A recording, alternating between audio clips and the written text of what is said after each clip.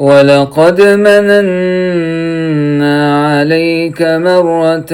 أخرى إذ أوحينا إلى أمك ما يوحى أن اقذفيه في التابوت فاقذفيه في اليم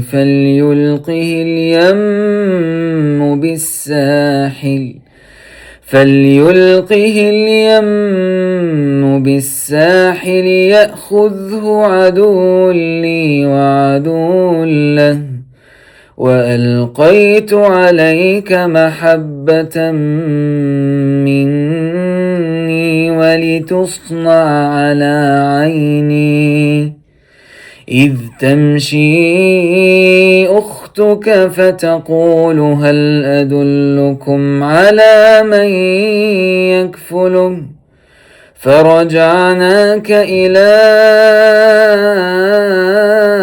أمك كي تقر عينها ولا تحزن وقتلت نفسا فنجيناك من الغم وفتناك فتونا فلبثت سنين في أهل مدين ثم جئت على قدري يا موسى.